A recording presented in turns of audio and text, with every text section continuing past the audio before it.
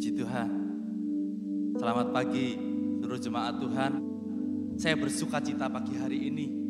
Saya sangat menanti-nantikan kapan kita bisa bersekutu kembali. Dan setelah 1 minggu, Tuhan berikan waktu untuk kita bisa kembali beribadah. Saya menyapa seluruh jemaat Tuhan, baik yang datang di tempat ini maupun yang akan beribadah secara online. Mari kita siapkan hati kita. Kita mau memuji, menyembah Dia. Kita mau agungkan Dia. Terima kasih Tuhan. Terima kasih Yesus. Kami bersyukur buat kesempatan yang masih kami terima. Kami bersyukur buat hari yang baru Tuhan. Sungguh indah Tuhan saat kami datang ke hadirat-Mu. Sungguh indah Tuhan saat kami bisa memberikan puji-pujian kami. Kami tinggikan guna hormat dan kemuliaan nama-Mu Tuhan. Biarlah setiap pujian yang akan kami bawa ini bisa menyenangkan Engkau Tuhan. Terima kasih Bapa, terima kasih Yesus. Kami siap memuji, meninggikan nama-Mu di dalam nama Tuhan Yesus Kristus. Haleluya. Amin.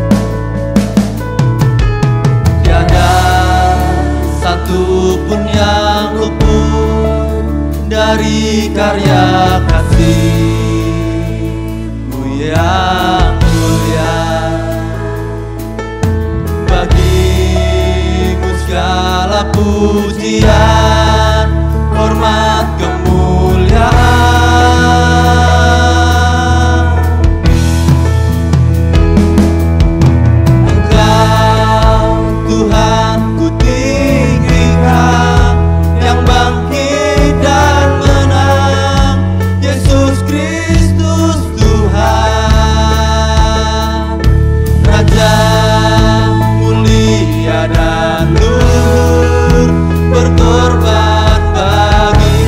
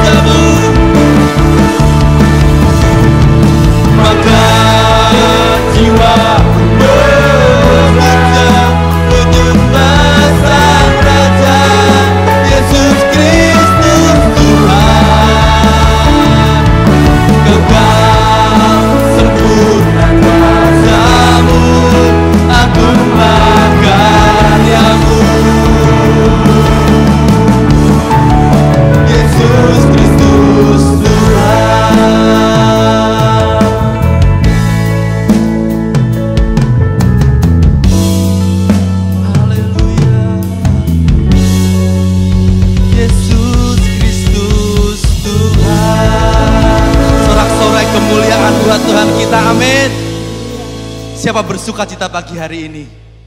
Siapa yang percaya bahwa Yesus Allah kita, Dia ada di tengah-tengah kita? Mari kita sama-sama bangkit berdiri, ikuti saya, kita memuji, kita membebaskan hati kita, lepaskan jiwa kita, memuji bersorak bagi Tuhan.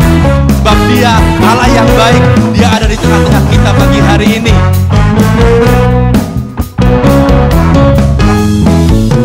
Tuhan Allah hadir di sini, di tengah umatnya yang memuji, mengucap syukur dalam namanya. Yesus Tuhan kita, Tuhan Allah hadir di sini. Amin. Berkatnya dirasakan semua. Mari masukkan kebesarannya, Allah yang perkasa.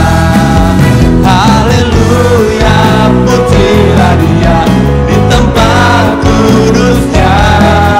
Haleluya, tinggikan namanya, Allah yang perkasa.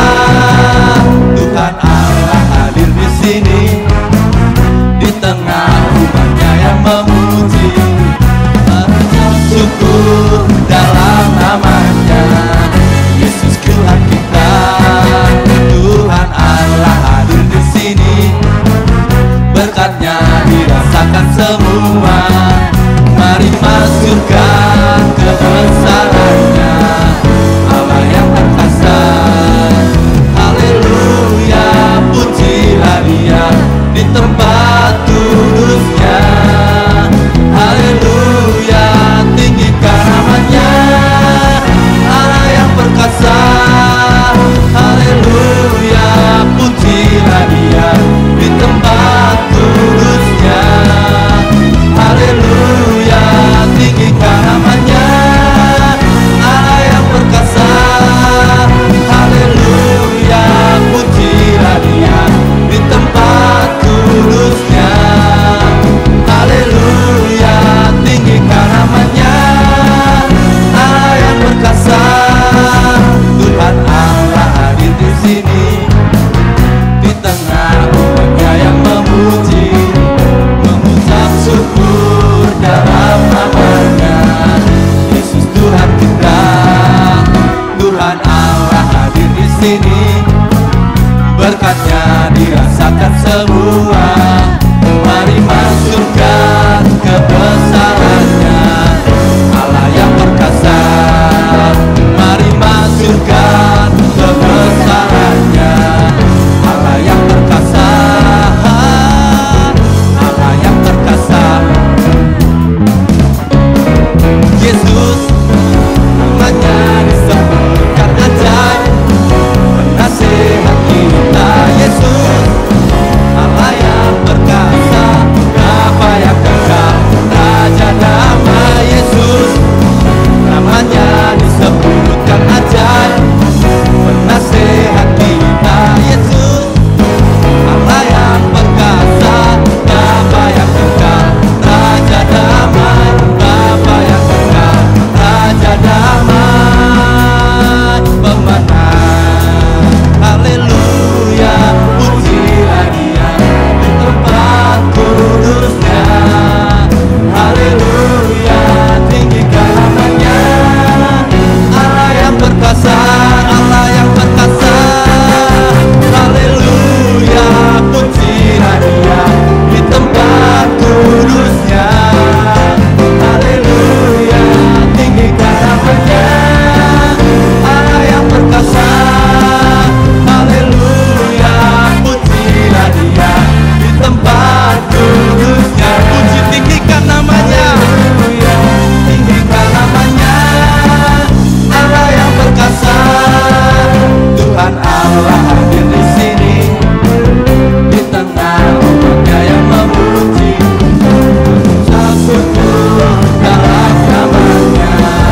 Yesus Tuhan kita, Tuhan Allah hadir di sini, berkatnya dirasakan semua.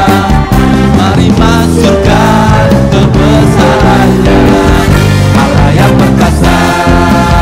Mari masukkan kebesarannya, Allah yang perkasa.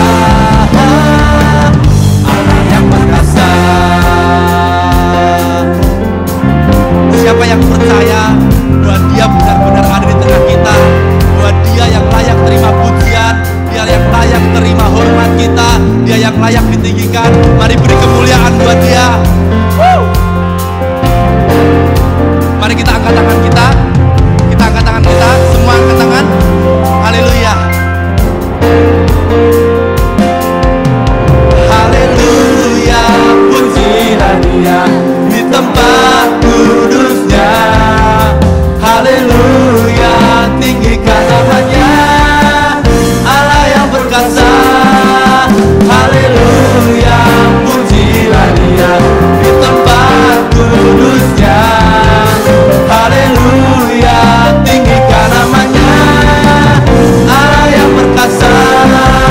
Haleluya. Pujilah Dia di tempat kudusnya. Dia disenangkan dengan pujian kita. Haleluya. Terus katakan haleluya. Dia menikmati setiap ucapan syukur kita. Haleluya. Tinggikan namanya, Allah yang perkasa. Tuhan Allah hadir di sini, di tengah umatnya yang memuji, mengucap syukur dalam namanya. Yesus Tuhan kita, Tuhan Allah hadir di sini, berkatnya dirasakan semua. Mari masyurkan kebesarannya, Allah yang perkasa. Mari masyurkan kebesarannya, Allah yang perkasa. Allah yang perkasa.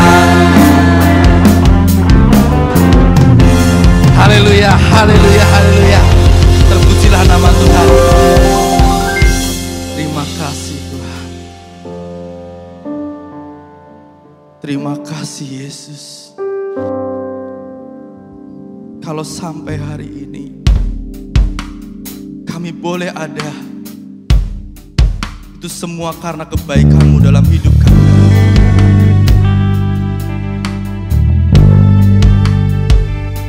Biarlah segala yang bernafas memuji meninggikan nama-Mu Tuhan. Sampai habis bumi berlalu, sampai siang malam menyatu, biarlah nama-Mu ditinggikan Tuhan.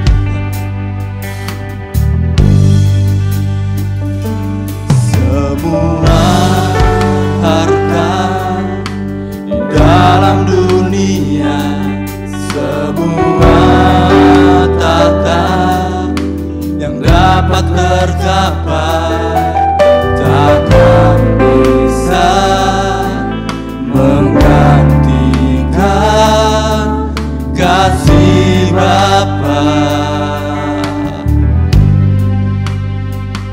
Semua karya yang telah terlukiskan, semua nada yang telah terdengar, takkan bisa menyaingi cinta-Mu.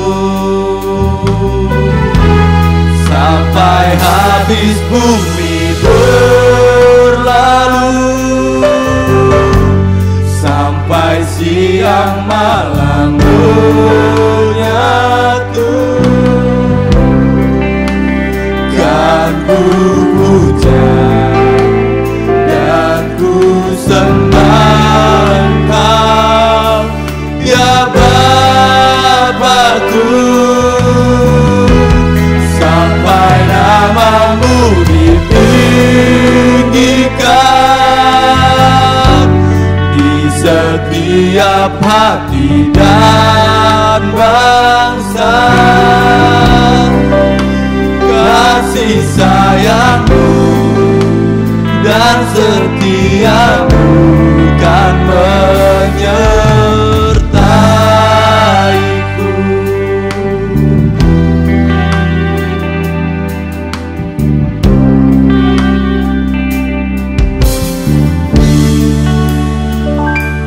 Semua harta di dalam dunia, semua tata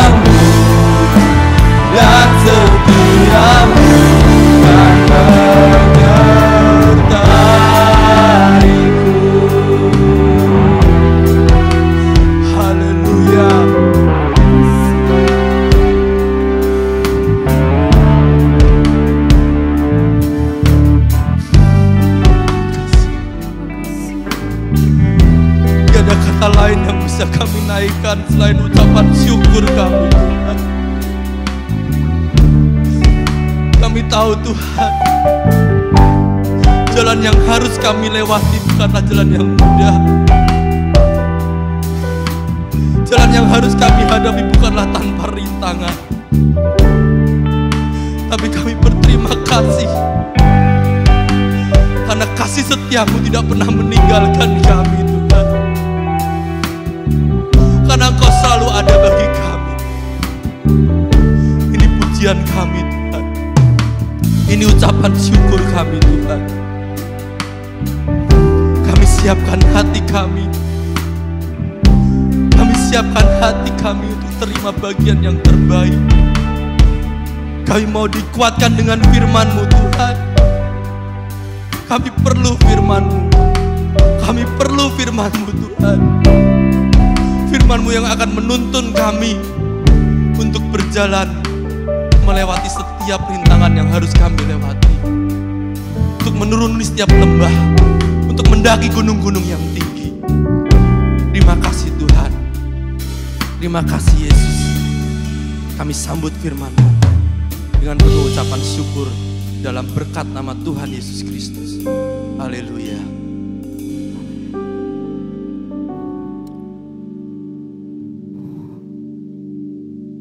Sampai bumi berlalu, sampai siang malam menyatu, kita tetap menyembah, memuja Tuhan untuk selama-lamanya. Oleh karena itu kita mau terus hidup sesuai dengan firman-Nya. Haleluya. Segala puji kemuliaan hanya bagi Tuhan kita Yesus Kristus. Dia Tuhan di atas segala Tuhan. Dia Raja di atas segala Raja. Dan Dia yang berjanji akan datang kembali menjemput saudara dan saya yang percaya kepadanya. Tema khotbah pada hari ini, Minggu 8 November tahun 2020, langkahmu, hidupmu. Langkahmu, hidupmu. Nah, kita bertanya, apa artinya langkahmu, hidupmu? Apa itu langkah? Dan apa itu hidup? Mengapa langkahmu itu menentukan hidupmu? Apa yang diterima jika seseorang mampu melangkah dengan benar?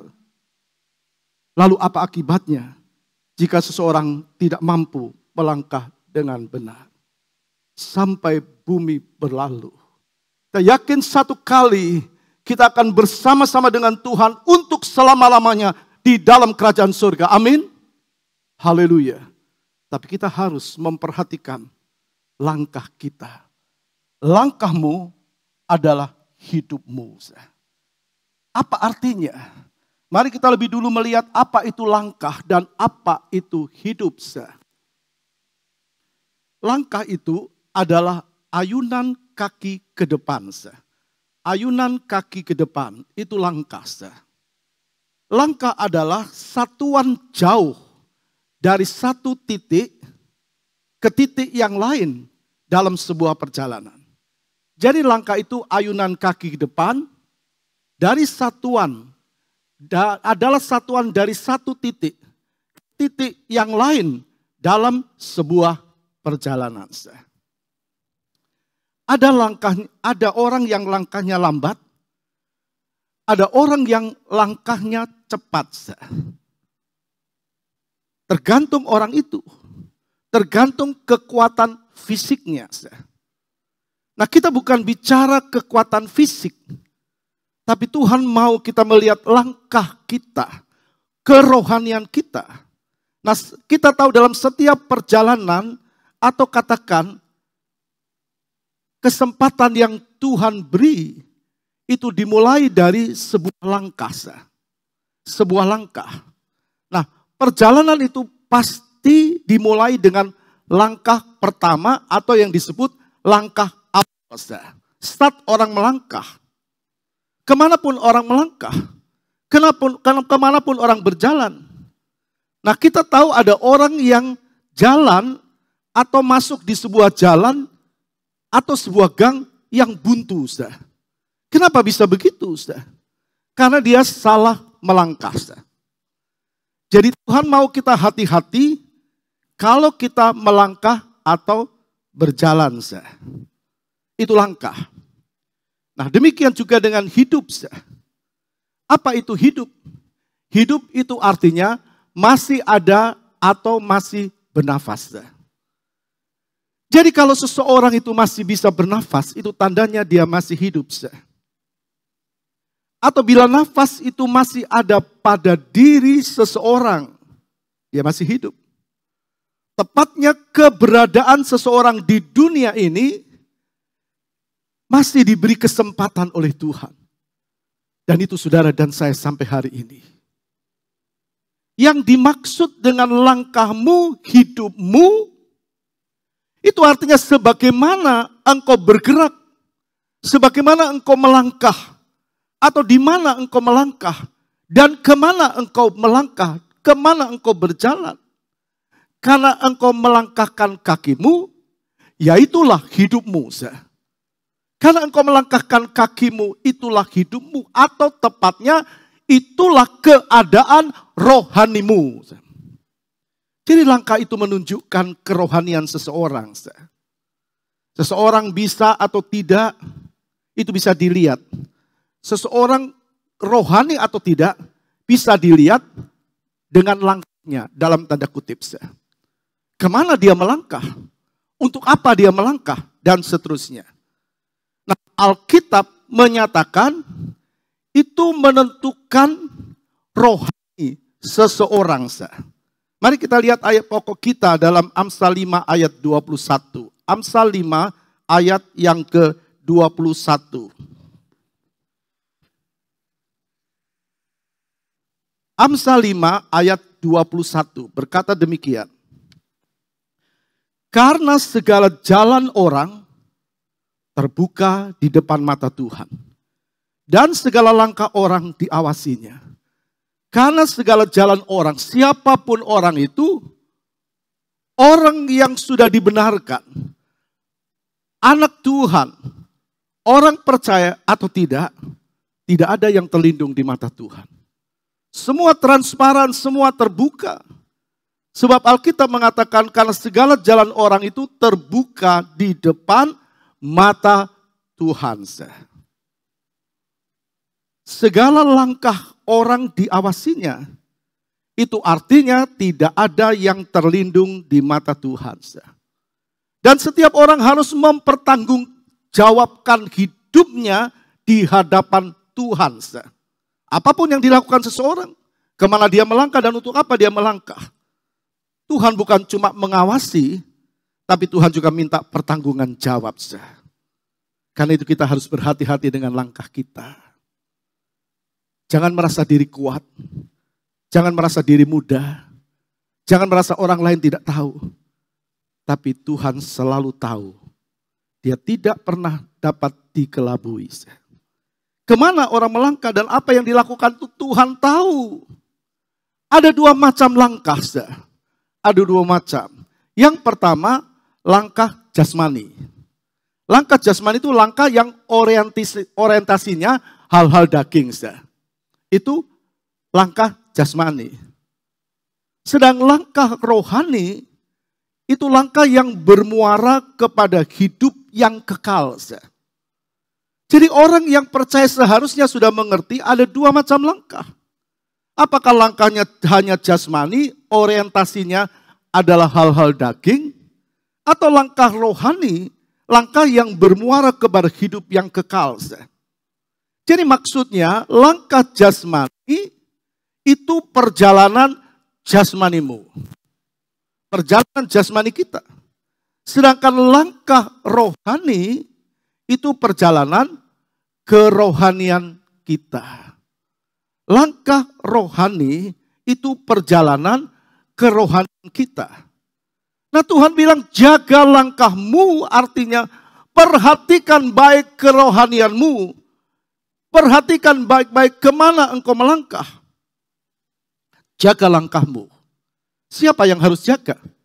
Ya orang yang punya langkah. Ya kita yang punya langkah. Kita yang harus menjaga langkah kita. Jangan sampai kita melangkah semau kita. Sebab kita ini orang percaya adalah bukan milik kita sendiri hidup ini, tapi miliknya Tuhan. Dia sudah menebus kita dengan harga yang mahal dengan darahnya sendiri. Jadi kita adalah miliknya Tuhan. Tuhan mau kita bertindak tidak gegabah, tidak sembrono dengan hidup ini. Jangan merasa kuat dan mampu. Karena langkah kita itu menentukan apakah hidup kita memperkenan Tuhan atau tidak.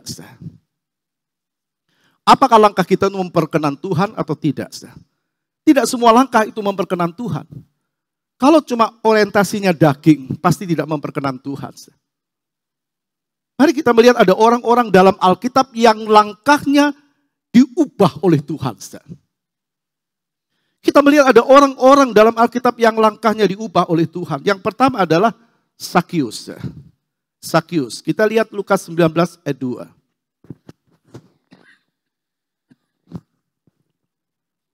Lukas 19 ayat 2.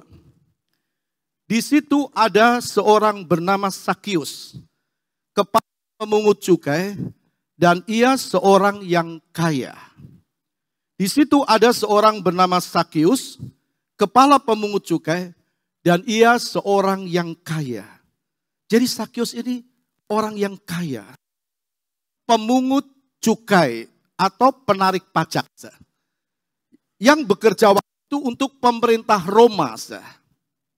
Nah, karena itu dia dibenci, tidak disukai oleh bangsanya sendiri karena suka memeras, saudara.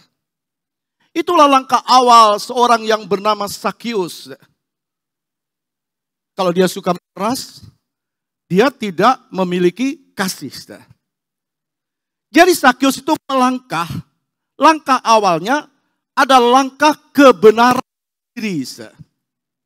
Pokoknya aku senang, pokoknya aku berhasil. Pokoknya aku tidak peduli dengan orang lain. Dia melangkah dengan langkah kebenaran diri. Dia hidup memperkaya diri dengan memeras orang lain. Itu dengan kata lain, Sakius tidak memiliki kasih. Dalam Injil Lukas 19 ayat 3 berkata begini.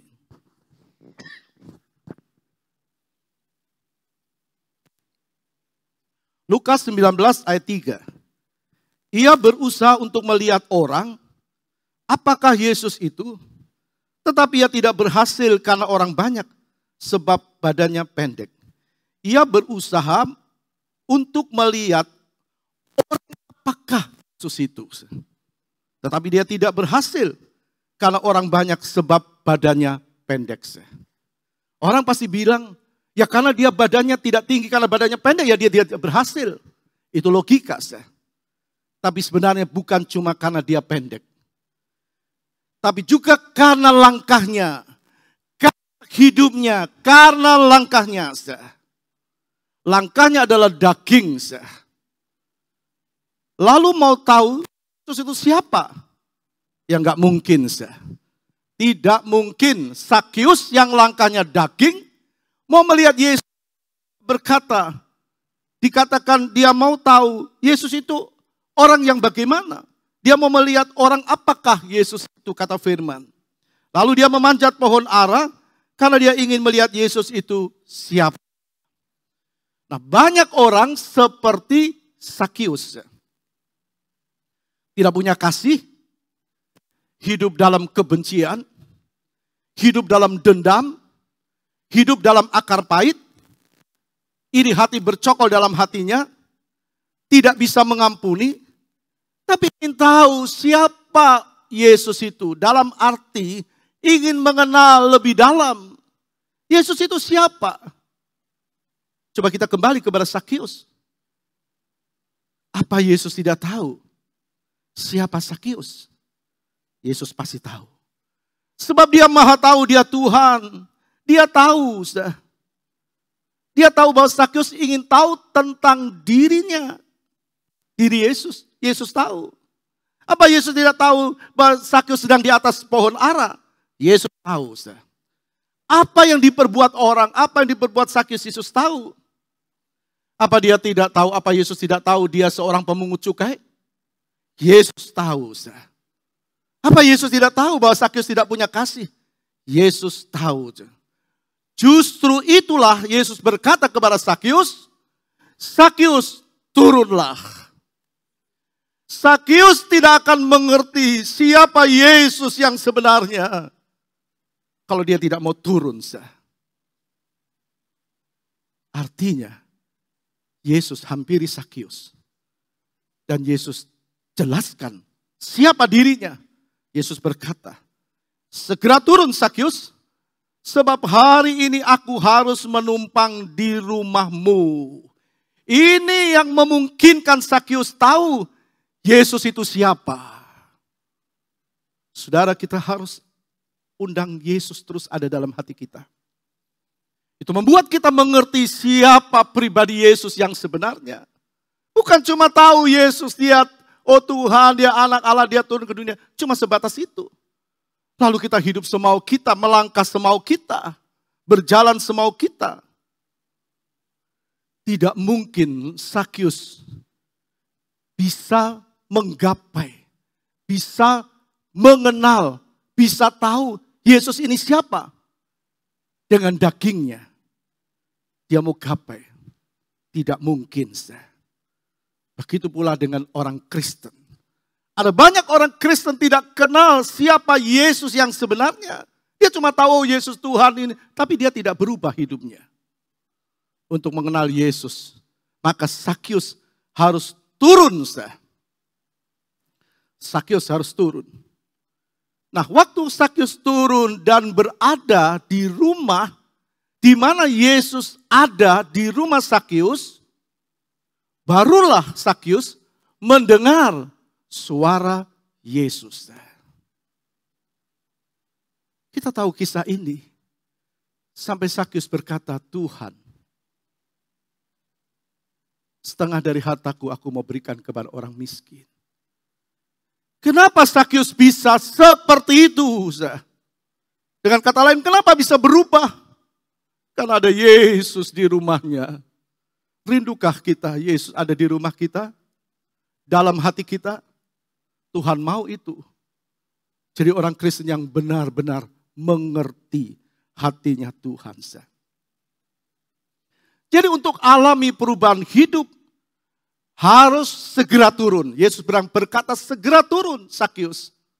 Tidak boleh ditunda. Kenapa? Kita tidak tahu kapan seseorang itu harus berhenti di dunia ini. Orang kan kaget. Saya nggak dengar dia sakit. Tapi Tuhan panggil.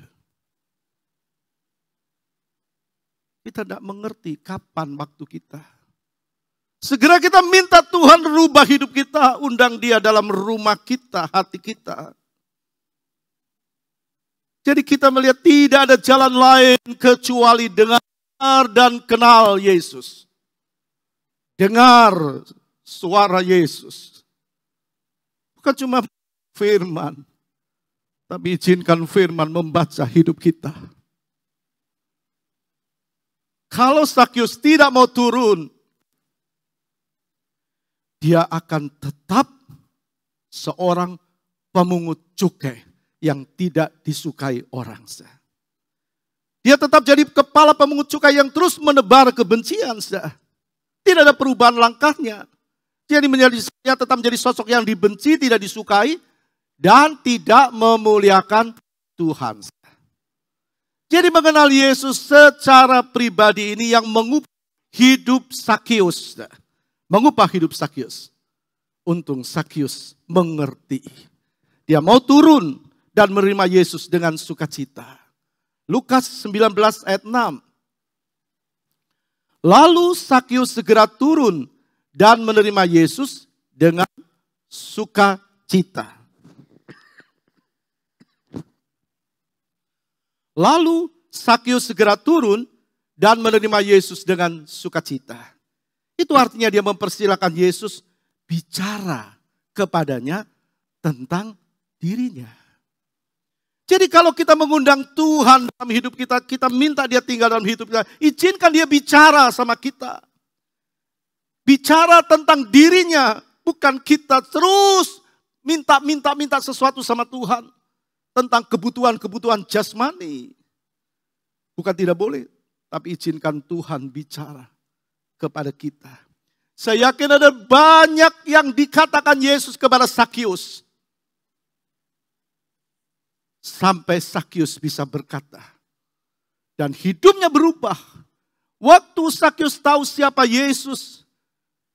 Dan Yesus kasih tahu. Siapa dirimu, siapa diri Sakius. Waktu Yesus kasih tahu siapa diri Yesus sebenarnya. Dan Yesus kasih tahu kepada Sakius. Siapa diri Sakius sebenarnya. Hidupnya langsung berubah drastis. Hidupnya langsung berubah. Dari pemungut cukai yang serakah dan dibenci orang. Serta tidak tahu ke arah mana dia harus melangkah. Dia tidak tahu kemana arahnya dia bawa hidupnya. Ada banyak orang. Cuma tahunya hidup di dunia ini. Maka hidup ini harus dipuas-puaskan, disenang-senangkan. Orang kaya yang bodoh. Dalam Lukas kita bisa melihat. Bersukaria tiap hari dalam kemewahan. Daging. Tidak kenal Tuhan. Tidak punya kasih. Dan akhirnya di neraka menyesal untuk selama-lamanya. Bukan untuk beberapa tahun. Di dunia kita hidup untuk beberapa puluh tahun. Di surga itu kekal. Di neraka juga kekal. Jadi sudah kita bisa melihat di sini. Dalam Lukas 19 ayat 8 berkata. Tetapi Sakius berdiri dan berkata kepada Tuhan. Jadi Sakius menyebut sekarang Yesus itu Tuhan. Dulu dia cuma berkata, aku mau lihat orang siapa itu Yesus. Yesus itu siapa? Ada banyak orang di sekitar kita yang seperti itu. Tapi waktu dia undang Yesus, dia berkata, Tuhan. Dia berkata, Tuhan, setengah dari milikku akan kuberikan kepada orang miskin. Kenapa bisa merubah? Tidak ada orang yang mampu merubah hidup seseorang. Kecuali Tuhan, amin. Beri kemuliaan bagi Tuhan. Hanya Tuhan yang mampu merubah hidup seseorang. Sakius memanggil Yesus itu Tuhan. Artinya benar-benar ia terima Yesus sebagai Tuhan dan Juru Selamat. Tuhan tidak pandang masa yang lalu. Tapi Tuhan mau lihat yang sekarang. Mungkin ada orang-orang yang langkah lalunya tidak baik secara masyarakat atau logika atau pada umumnya. Tidak masalah bagi Tuhan. Kalau dia mengampuni, dia melupakan segala-galanya. Tapi iblis coba ungkit dan kita tidak mau diungkit oleh iblis. Sebab kalau Tuhan sudah mengampuni, dia mengampuni benar-benar kesalahan kita. Dan kita harus hidup dalam kebenaran. Kita lihat seorang wanita yang katakan tertangkap berbuat zina dan dibawa kepada Yesus. Menurut hukum Taurat dia harus dirajam dengan batu sampai mati. Tapi Yesus mengampuni. Yesus berkata kepada wanita ini, mana yang lain? Tidak ada guru. Sebab Yesus berkata, siapa yang tidak bersalah silakan lempar batu yang pertama. Mereka merasa semua bersalah lalu tinggalkan wanita ini.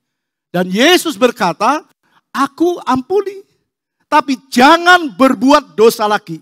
Itu artinya, kalau dia tidak mau perkataan Tuhan, menerima perkataan Tuhan, dia bisa berbuat dosa lagi. Jangan anggap semua sudah dibayar lunas oleh Tuhan. Lalu orang tidak bisa berbuat dosa. Kita masih hidup dalam daging. Tapi Tuhan mau kita mengerti. Langkah kita ini benar-benar harus hidup sesuai dengan apa yang Tuhan mau. Jadi Sakius memanggil dia Tuhan. Lalu sesudah itu kita melihat sesudah dia terima Tuhan sebagai juru selamat. Apa kata Yesus kepada Sakius? Sekarang kita lihat ayat 9 dalam Lukas 19. Tetap dikatakan kata Yesus kepadanya. Hari ini terjadi keselamatan kepada rumah ini. Karena orang ini pun anak Abraham. Jadi Tuhan mengutamakan lebih dahulu keselamatan. Buat apa kita percaya kepada Tuhan tapi kalau kita tidak selamat? Karena ulah langkah kita. Bukan sekali selamat tetap selamat. Yudas dipilih Tuhan. Apa Tuhan salah pilih? Yudas tidak. Tapi Yudas mempersilahkan iblis masuk ke dalam dirinya. Dia menjual gurunya lalu dia gantung diri. Dia tidak selamat. Jadi saudara, kita harus perhatikan langkah kita. Hidup Sakyus berubah, maka langkahnya pun berubah. Bilang, Tuhan, setengah dari milikku akan kuberikan kepada orang miskin. Itu artinya Sakyus hidup dalam kasih. Bagi Tuhan tidak ada yang mustahil.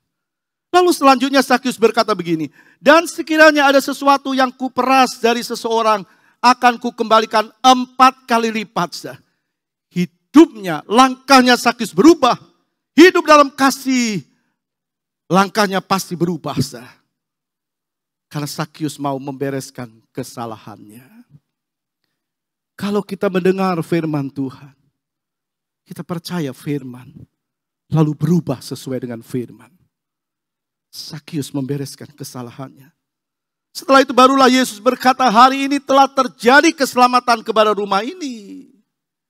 Sakyus berkata, setengah dari hartaku akan kuberikan kepada orang miskin. Dan kalau aku katakan menindas orang lain, aku akan kembalikan, menipu orang lain, aku kembalikan 4 kali lipat. Setelah Sakyus sadar, membereskan kesalahannya, barulah Yesus berkata, terjadilah keselamatan atas rumah ini. Bereskan dulu. Baru sesuatu yang baru pasti terjadi. Amin. Beri kemuliaan bagi Tuhan. Bereskan dulu sama Tuhan. Baru sesuatu yang mujizat itu terjadi. Jadi orang harus bertemu dengan Yesus dan mengenal dengan benar. Ini yang mengubah hidup seseorang. Ini yang mengubah hidup Sakyus. Ini yang membuat langkah Sakyus bertolak dari langkah yang tidak baik menjadi langkah yang baik. Jadi orang Kristen juga harus benar-benar mengalami perjumpaan pribadi dengan Tuhan. Barulah hidupnya pasti berubah. Jadi kenapa ada orang Kristen yang hidupnya bukan Kristianos? Bukan pengikut Kristus. Kenapa? Karena tidak berubah. Tapi Sakyus berubah. Apa yang kita dengar pagi hari ini? Kita mau dengar baik-baik. Yesus tidak lama lagi akan datang yang kedua kali. Biar hidup kita memuliakan Tuhan. Kita lihat contoh yang kedua. Seorang yang bernama Musa. Musa. Minggu lalu kita sudah melihat bagaimana Musa dilatih oleh Tuhan untuk hidup bagi Tuhan. Bukan bagi dirinya. Kita sudah mendengar itu. Dan kita tahu kisah perjalanan seorang Musa. Musa lahir di saat pemerintahan Fir'aun yang kejam. Kita baca Keluaran 1 ayat 20. Lalu Fir'aun memberi perintah kepada seluruh rakyatnya, lemparkanlah segala anak laki-laki yang lahir bagi orang Ibrani ke dalam sungai Nil. Tetapi segala anak perempuan biarkanlah hidup. Ancaman bagi Musa yang lahir dari orang tua Ibrani atau bangsa Israel. Kalau ketahuan oleh Fir'aun, pasti dia akan dibunuh. Tapi Tuhan beri hikmat kepada kedua orang tua. Menaruh Musa dalam sebuah peti dan ditaruh Tibirau. Lalu ditaruh di tengah-tengah Tibirau di tepi sungai Nil. Sehingga Musa selamat dari tangan Fir'aun. Dan akhirnya kisah ini Musa ditemukan dan diambil oleh putri Fir'aun. Lalu kemudian Musa dididik di Mesir dan jadi anak putri Fir'aun. Tentu Musa dibekali dengan ilmu Mesir. Dibekali dengan didikan Mesir. Yang waktu itu didikan yang luar biasa menurut dunia. Dan Musa punya segala-galanya. Sebab dia pangeran waktu itu. Dia ambil anak Fir'aun. Langkah awal Musa adalah langkah pembenaran diri. Kita lihat Keluaran 2 ayat 11.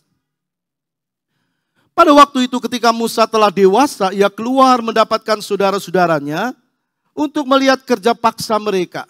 Lalu dilihatnyalah seorang Mesir memukul seorang Ibrani, seorang dari saudara-saudaranya itu. Jadi Musa waktu keluar dia keluar dari istana. Dia lihat bangsanya dipukul oleh seorang Mesir. Dan itu menimbulkan kemarahan dalam diri Musa. Dan dia cari kesempatan. Lalu dia bunuh orang Mesir itu. Jadi langkah awal Musa dimulai dengan kemarahan. Dimulai dengan kebencian. Langkah Musa adalah langkah pembenaran diri.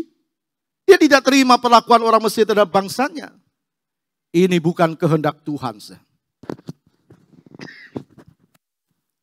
Ini bukan kehendak Tuhan. Maka jadilah Musa dari punya apa-apa. Dari seorang pangeran di Mesir. Anak putri Fir'aun. Dididik dengan sesuatu yang ada di Mesir. Sekarang dia menjadi seorang pelayan. Dan tidak punya apa-apa. Keluaran 2 ayat 15 berkata begini. Ketika Fir'aun mendengar tentang perkara itu, dicarinya ikhtiar untuk membunuh Musa. Tetapi Musa melarikan diri dari hadapan Fir'aun dan tiba di tanah Midian. Lalu ia duduk-duduk di tepi sebuah sumur. Kita bisa melihat orang yang salah langkah akan mencoba lari dari persoalan dengan kekuatan diri. Orang yang salah langkah. Dia berdalih, dia beralibi. Coba lari dari persoalan dengan kekuatan diri. Musa atau hidup Musa sebelum bertemu dengan Tuhan.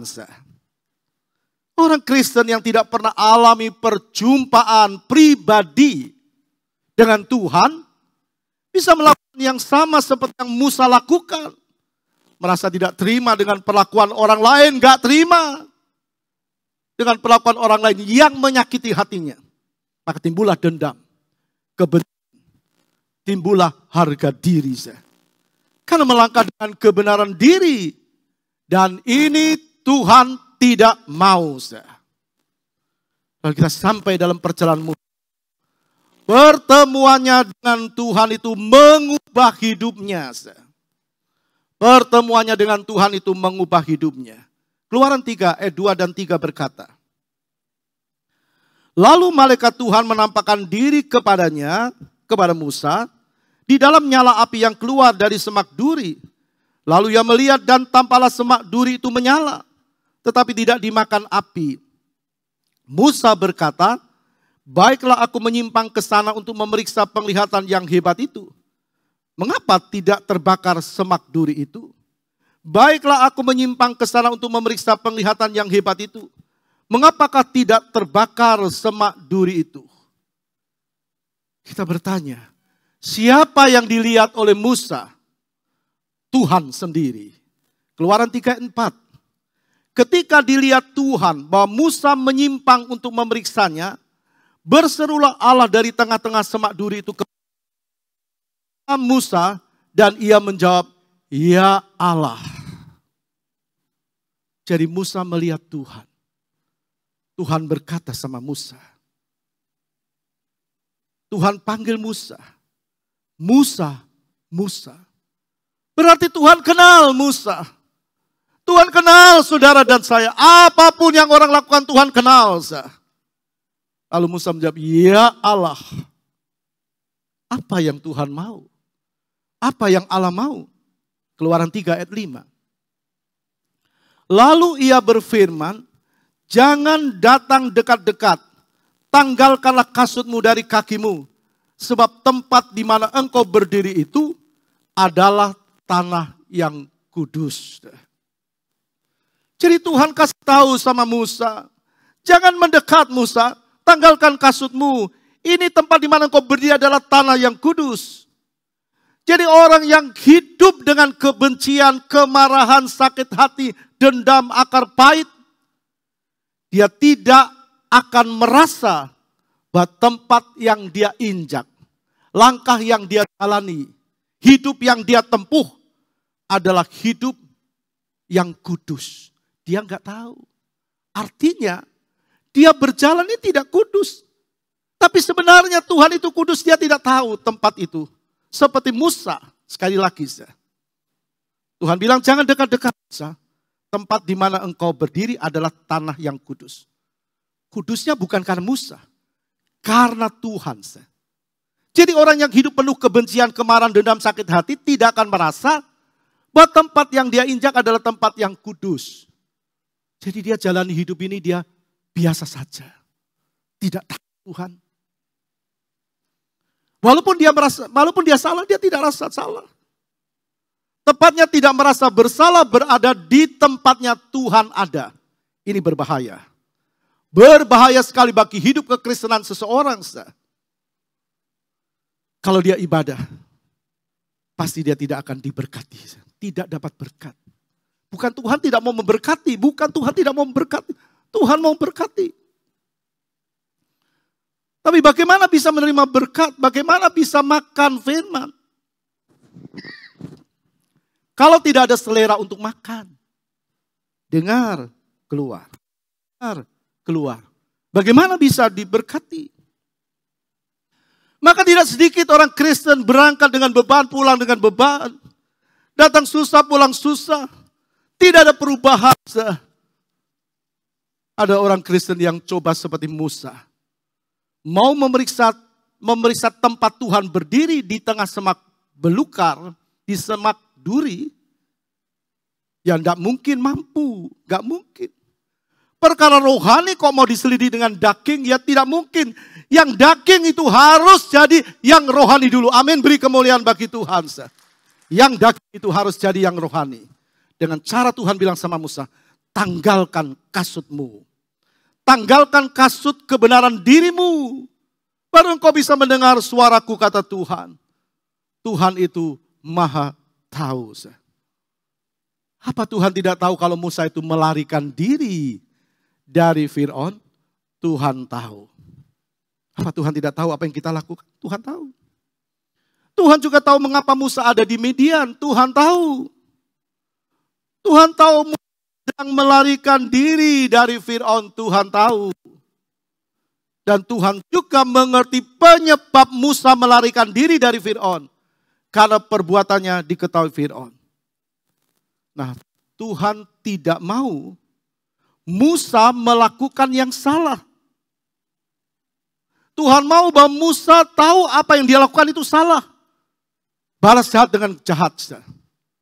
Dia lihat bangsanya dipukul oleh orang Mesir. Dia tidak terima, dia punya kekuatan.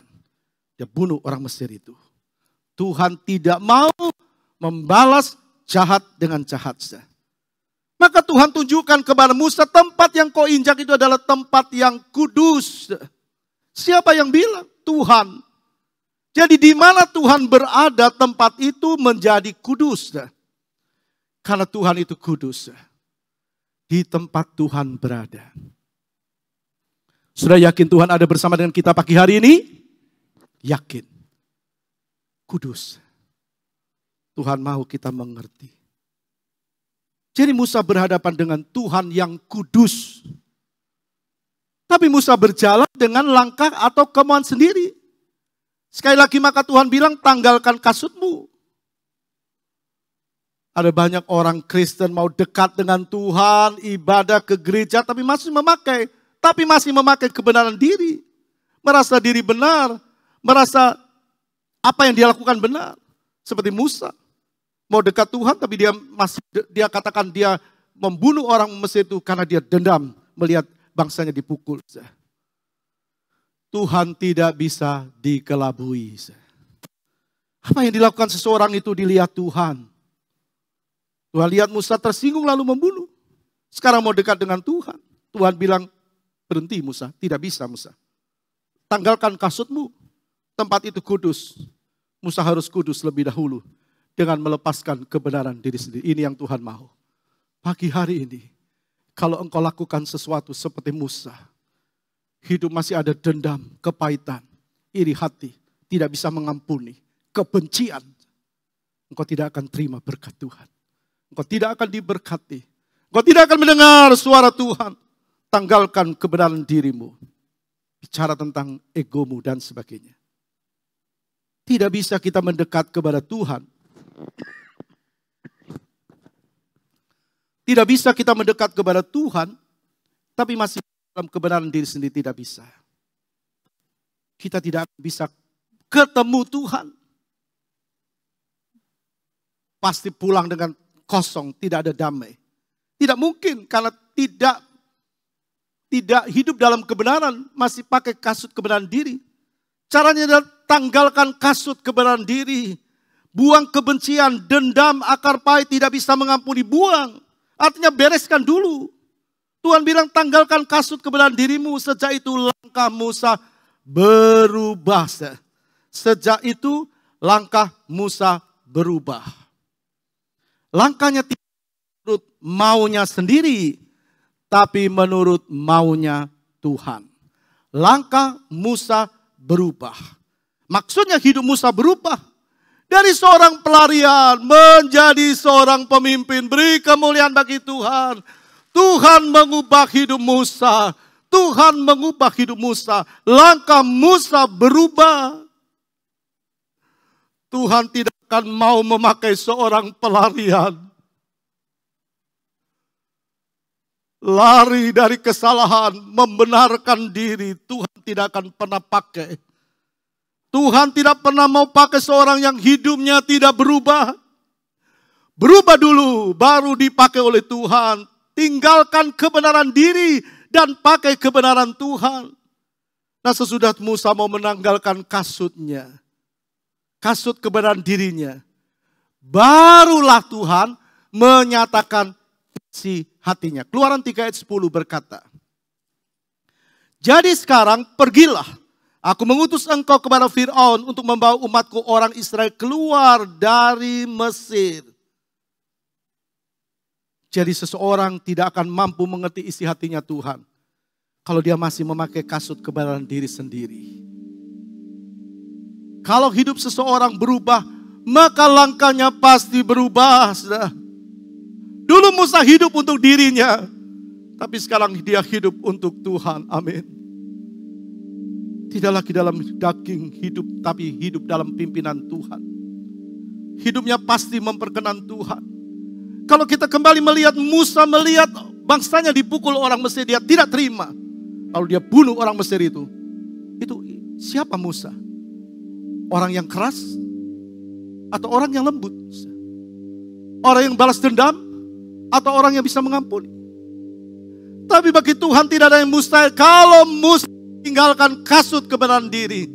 Kalau orang Kristen mau tinggalkan kasut kebenaran diri, dia akan beralih dan melangkah sesuai dengan firman. Bilangan 12 ayat 3.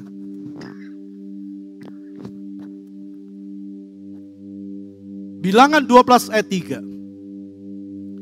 Adapun Musa ialah seorang yang sangat lembut hatinya, lebih dari setiap manusia yang di atas muka bumi. Siapa yang bilang?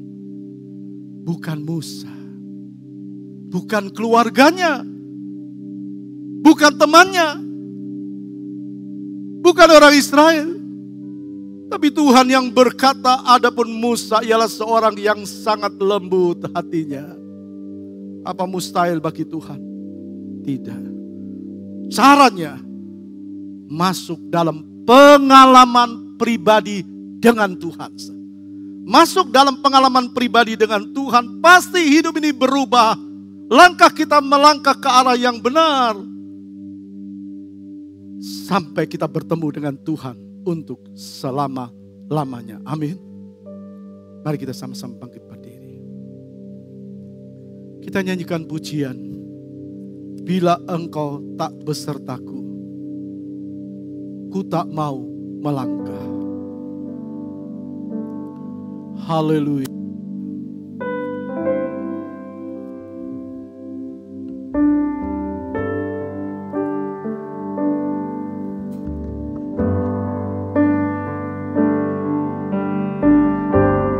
Bila engkau tak besertaku,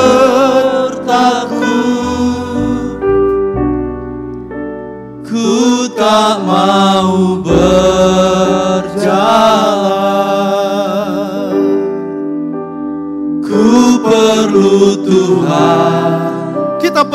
Tuhan, untuk pimpin langkah kita dengan kasih karunia-Mu. Pimpin langkahku setiap waktu, berjalan dalam Roh-Mu. Nyatakan Tuhan kemuliaan-Mu, dan berjalanlah denganku. Mari semua nyanyikan pujian ini. Bila Engkau tak besertaku,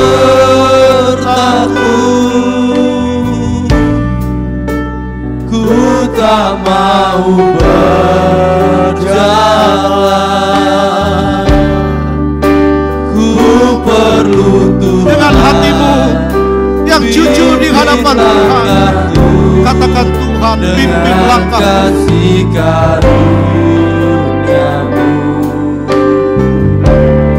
Pimpin langkahku setiap waktu, berjalan dalam Roh-Mu. Nyatakan Tuhan kemuliaan-Mu, Nyatakan Tuhan kemuliaan-Mu, dan berjalanlah denganku. Semua tangan dan penyanyi dan katakan, tak besertaku,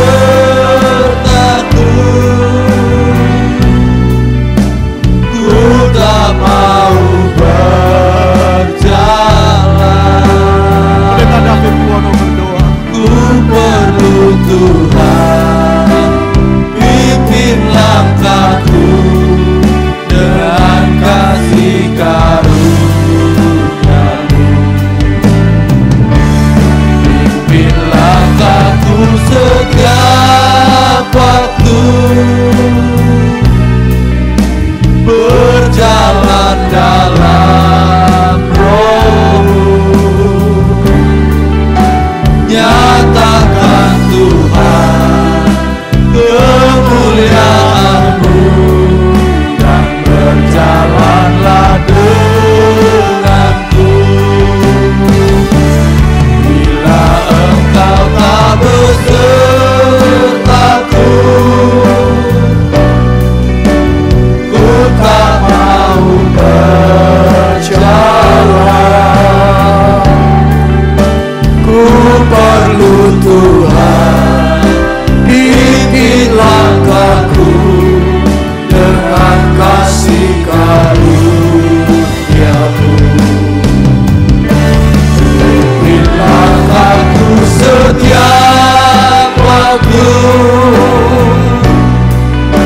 berjalan dalam Roh-Mu. Nyatakan Tuhan kemuliaan-Mu, dan berjalanlah dengan. sekali lagi dengan iman katakan, bila Kau berjalan bersama dengan kami, kami akan melihat perkara-perkara ajaib yang sedang Kau kerjakan. Sebab kami tahu Engkaulah segala-galanya bagi setiap hidup kami. Terima kasih buat anugerah yang besar yang Kau nyatakan dalam ibadah pagi ini, Bapa. Haleluya, haleluya. Berjalan dalam Roh, Nyatakan Tuhan, nyatakan Tuhan kemuliaan-Mu, kemuliaan-Mu, dan berjalanlah denganku. nyatakan Tuhan, Nyatakan Tuhan kemuliaan-Mu, dan berjalanlah. sekali lagi katakan, nyatakan Tuhan, Nyatakan Tuhan kemuliaan-Mu, berjalanlah denganmu. Sembah Dia, berjalanlah bersama dengan kami Bapa. Justru kami akan melihat perkara-perkara ajaib Engkau nyatakan bagi setiap umat-Mu yang datang pagi ini. Engkau yang dapat mengubah yang tidak ada menjadi ada, yang tidak mungkin menjadi mungkin. Karena Engkau hebat dan ajaib, Engkau luar biasa. Terima kasih Tuhan, terima kasih buat anugerah-Mu. Haleluya.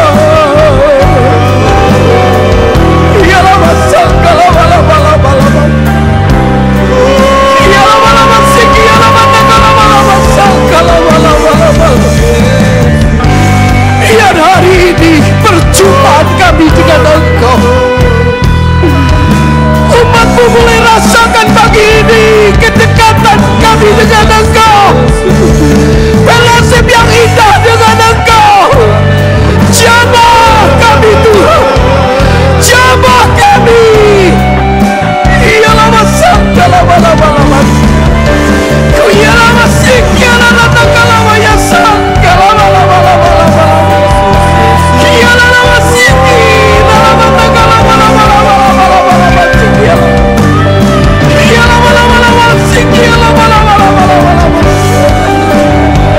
sungguh ajaib firman-Mu, sungguh dahsyat perbuatan-Mu, terlalu besar dan ajaib. Kami melihat kehadiran-Mu di tempat ini. Kami melihat perkara-perkara ajaib sedang Kau kerjakan pagi ini. Nyatakan Tuhan, nyatakan. Haleluya, haleluya, haleluya. Haleluya, haleluya, haleluya. Terima kasih Tuhan. Terima kasih buat kebenaran firman-Mu pagi ini. Biar firman-Mu membentuk umat-Mu di tempat ini menjadi umat yang peka dengan suara Allah. Seperti Sakius dan Musa peka dengan suara Engkau. Engkau ubahkan hidup Sakius dari seorang yang tidak memiliki kasih menjadi orang yang memiliki kasih yang luar biasa. Engkau mengubah Musa yang berpihak kepada kebenaran diri sendiri, akhirnya menurut kepada kehendak-Mu yang ajaib. Dan Musa menjadi berkat, Sakius menjadi berkat. Biarlah jemaat di tempat ini semuanya diubahkan oleh Allah menjadi berkat bagi Engkau, menjadi Sakius-Sakius rohani. Timbul Sakius-Sakius rohani, timbul Musa-Musa rohani, memenuhi tempat ini, memenuhi tempat ini. Ajaib Engkau Tuhan. Ialah masangka lama-lama sing, ialah lama-lama. Ialah lama sing, ialah lama-lama sangka lama-lama. Sudah lama sing, ialah lama-lama. Kalau di tempat ini muncul Sakius-Sakius rohani, muncul Musa-Musa rohani, maka tempat ini akan menjadi tempat yang penuh dengan kemuliaan. Kehadiran Allah selalu nyata, menjadi berkat bagi banyak orang. Dan orang akan melihat sesuatu yang beda di tempat ini dengan tempat-tempat yang lain, karena ada Tuhan yang luar biasa yang nyata di tempat ini. Terima kasih Bapa. Biarlah kami semua yang mendengar firman-Mu, bukan hanya kami menjadi pendengar pagi ini, tapi kami boleh mempraktekkan firman-Mu, menjadi pelaku-pelaku firman-Mu. Bahkan setiap pendengar dimanapun berada, di kota-kota lain, pagi ini juga diberkati dengan kebenaran firman-Mu. Mereka menjadi orang-orang yang mengerti kehendak Allah, dan Tuhan memberkati mereka semuanya. Terima kasih Bapa.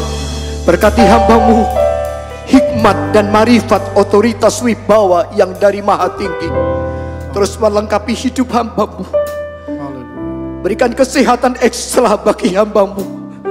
Berikan urapan selalu baru dalam hidup hamba-Mu untuk menggembalakan umat-Mu di tempat ini, menjadi umat yang dewasa menjelang kedatangan-Mu yang sudah hampir, yang tidak lama lagi.